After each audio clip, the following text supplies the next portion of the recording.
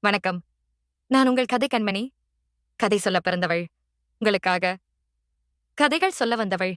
பார்க்கடலை வாசுகி என்ற பாம்பினைக் கொண்டு கடைந்தபோது அமிர்தம் எடுப்பதற்காக தேவர்கள் மற்றும் அசுரர்களுக்கு இடையில் சண்டை மூண்டது. அப்போது மகாவிஷ்ணு மோகினி அவதாரம் எடுத்து அசுரர்களை மயக்கி அமிர்தத்தை தேவர்களுக்கு வழங்கினார்.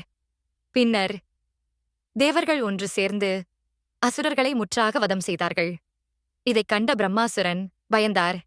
தன்னை காப்பாற்ற சிவபெருமானை நோக்கி கடும் தவம் மேற்கொண்டார்.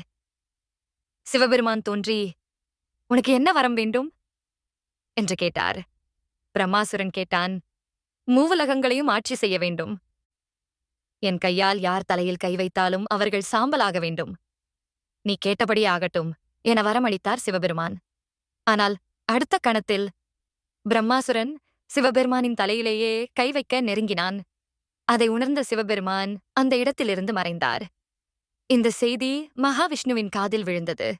அவர் ஆத்திரமடைந்து மோகினி ரூபத்தில் பிரம்மாசுரனை அழிக்க தீர்மானித்தார். அந்த மாளிகைக்குள் நுழைந்த மோகினியை பார்த்து பிரம்மாசுரன் கேட்டான், "யார் நீ?" மோகினி பதிலளித்தாள், "தங்களின் வீரத்தைக் கண்டு மகிழ்ந்தவள். சொர்க்கத்திலிருந்து வந்திருக்கிறேன்." பிரம்மாசுரன் மயங்கி, "உன் அழகு என்னை திகைக்க வைத்தது. நீ சம்மதித்தால் எனது மனைவியாக இரு" எனக் கூறினான்.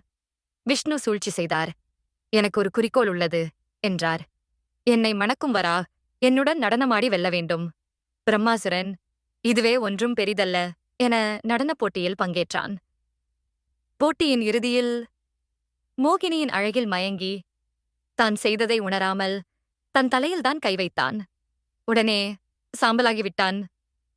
இதைத் தொடர்ந்து மோகினி ரூபத்தில் இருந்த விஷ்ணுவின் அழகிலும் சிவபெருமான் மயங்கினார். அந்த இருவரிடையே ஸ்ரீ ஐயப்பன் என்ற தெய்வக் குழந்தை பிறந்தது.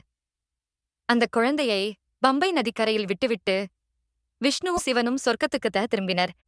அதே நேரத்தில் மன்னர் ராஜசேகர பிள்ளை வரம் வேண்டி கோயில் குளத்தில் பூஜை செய்து வந்தார். ஒரு நாள் வேட்டையாட பம்பை ஆற்றின் அருகே வந்தார்.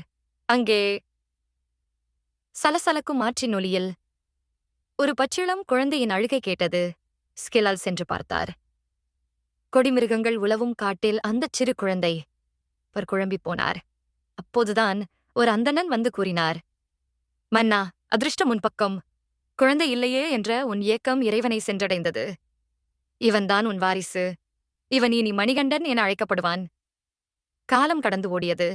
மணிகண்டன் குருகுலத்தில் வேதங்கள், சாஸ்திரங்கள், புராணங்கள் கற்றான். வில்வித்தை, வாழ்விக்கம், சிலம்பம், குதிரை ஓட்டம் எல்லாவற்றிலும் தேர்ந்த வீரனாக மாறினான். அவனை பாராட்டிய குருநாதர் சொன்னார், "உன்னில் சிவனின் அம்சமும் விஷ்ணுவின் ஆற்றலும் இருக்கின்றன." ஐயப்பன் சொன்னார், "குருவே, உங்களுக்கே நன்றி. எனது குரு தட்சணை என்ன வேண்டும்?"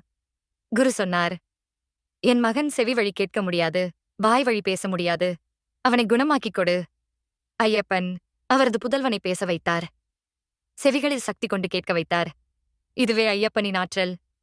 இப்படி இன்னும் பல சுவாரஸ்யமான கதைகள் கேட்க கதை கண்மணி சேனலை சப்ஸ்கிரைப் பண்ணி வச்சுக்கங்க.